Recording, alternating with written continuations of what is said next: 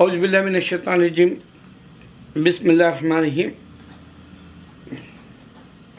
ये वार की वजह से इंडिया के जितने जहर इस्लाम के रखे थे,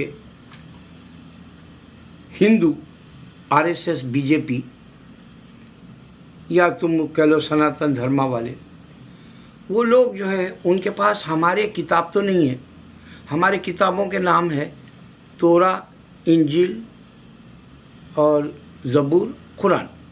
सो उनके पास तो हमारी किताबें नहीं है। तो उन लोगों को पेट में क्या जो है दर्द उठा कि वो कूद पड़े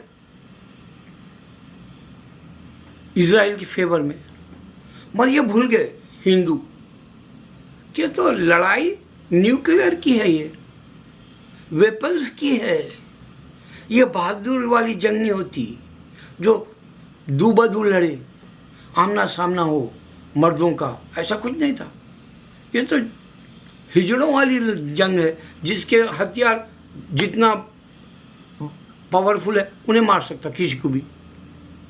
अब ये जो सिलसिला है 75 साल से, अब ये नहीं रुकने वाला। सीज फायर होंगी फिर शुरू हो जाएगा। ये शैतानी ईसा अलैहिस्सलाम आयत तक होगी, क्योंकि कुरान बता रहा कि ईसा अलैहिस्सलाम को उठा लिया गया था, वो आएंगे। तब तक हिंदू तवे पे जैसा पॉपकॉर्न उछलते ना वैसा उछल रहे। मगर क्या हुआ, इनको ये मालूम हो गया कि मस्जिद अक्सा के खातिर मुसलमान जो है अपनी जानें दे रहे, मुसलमान सिविलियंस। और इनको ये भी मालूम हो गया कि मस्जिद अक्सा में सारे पैगंबरों को नमाज पढ़ाए मोहम्मद सल्लल्लाहु अलैहि वसल्लम, ये भी मालूम हो गया उनको। और सबसे बड़ी बात ये हुई कि पूरी दुनिया में पैगंबर आए मालूम हो गया हिंदू को। तो जीत हमारी हुई हिंदू के।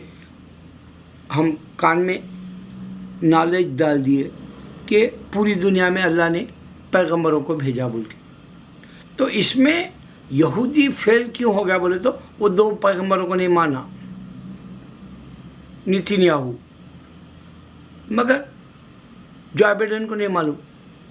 जो बाइडेन एक प्रॉफिट मोहम्मद को नहीं माना। तो अल्लाह कुरान में बोल दिए, ऐ मोहम्मद सल्लल्लाहु अलैहि वसल्लम, तुम भी इंतज़ार करो, मैं भी इंतज़ार करो, वो जजमेंट डे के दिन मेरे सामने आएंगे। यहाँ तक हिंदू भी आएंगा। फिर अल्लाह ताला ये बोले, मैंने आदम को पैदा किया।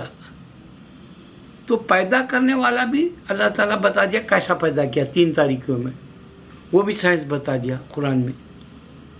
फिर अल्लाह ताला ये भी बता दिया कि जो है वो कुन फयकुन है। जूश का यहोवा कुन फयकुन नहीं है।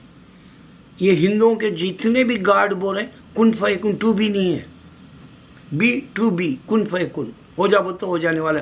तुम्हारे खुदा नहीं होते, क्योंकि कुरान में मेंशन है। तो एक तो हिंदू से हम जो है लड़ने की ज़रूरत ही नहीं है। वो कैसा भी अल्लाह के सामने जा रहा और उसके पास कोई हमारी किताब नहीं है और उसको पूरी दुनिया में नहीं मालूम कि अल्लाह पैगंबर भेजा।